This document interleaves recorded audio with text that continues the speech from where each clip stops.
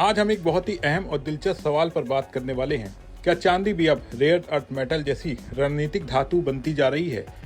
ये सवाल इसलिए भी उठा है क्योंकि 1 जनवरी से चीन ने चांदी के निर्यात पर सख्त नियंत्रण लागू कर दिया है। कागजों पर यह फैसला तकनीकी लग सकता है, लेकिन असल में ये पूरी दुनिया के लिए एक बड़ा संकेत है। चीन के चांदी पर किए गए इस खेल के पीछे क्या वजह है? चीन ने ऐसा क्यों किया है? इस वीडियो में हम आपको बताने जा रहे हैं। सबसे पहले ये समझना जरूरी है कि चीन ने चांदी के निर्यात पर पूरी तरह से रोक नहीं लगाई है। अब सिस्टम ऐसा कर दिया गया है कि चांदी बाहर भेजने के लिए सरकार से पहले अनुमति लेना जरूरी होगा।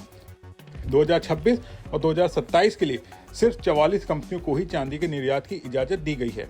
चीन के सरकारी अखबार सिक्योरिटीज टाइम्स ने कहा है कि अब चांदी को एक साधारण इंडस्ट्रियल मेटल नहीं बल्कि स्ट्रेटेजिक रिसोर्स माना जा रहा है, यानी ठीक वैसे ही कंट्रोल जैसा चीन रेयर अर्थ मिनरल्स पर रखता है। तो इसका मतलब क्या है? आसान भाषा में कहें तो अब बीजिंग ये तय कर सकता है कि किस देश को चांदी मिले, कितनी मिले, कब मिले और किस कीमत पर मिले। यही वजह है कि अमेरिका और यूरोप में हलचल मच गई है। इस फैसले का वक्त बिल्कुल भी संयोग नहीं है। अक्टूबर 2024 में चीन के वाणिज्य मंत्रालय ने इसके संकेत दिए थे। उसी वक्त डोनाल्ड ट्रंप और शी जिनपिंग की दक्षिण कोरिया में मुलाकात हुई थी।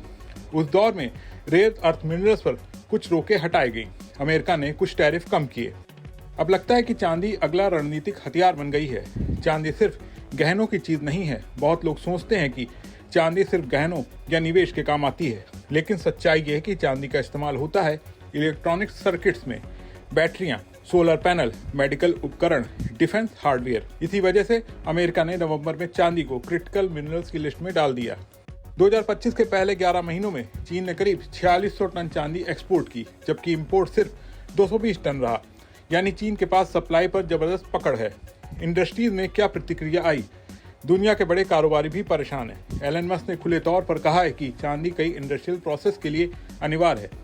यूरोप की कंपनियों ने भी माना कि वो पहले ही इस फैसले से प्रभावित हो रही हैं। कनाडा की कुवा सिल्वर को मार्केट से ज्यादा ऑफर मिलने लगे हैं।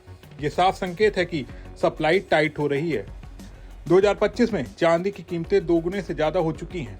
कुछ वक्त के लिए $80 प्रति औंस के पार चली गईं, जो 1979 के बाद सबसे बड़ी तेजी है। भारत में भी असर साफ दिख रहा है। चांदी की कीमतें रॉकेट की रफ्तार से बढ़ रही हैं। कुल मिलाकर ये कहानी सिर्फ चांदी की नहीं है। चीन साफ संदेश दे रहा है कि डिफेंस, क्लीन एनर्जी और एडवांस मैन्युफैक्चरिंग से जुड़ी चीजें अब राजनीतिक और रणनीतिक हथियार बनेंगी। जो देश क्रिटिकल मिनरल्स के लिए आयात पर निर्भर हैं, उनके लिए अब विकल्प नहीं, मजबूरी है कि वो सप्लाई के नए रास्ते खोजें।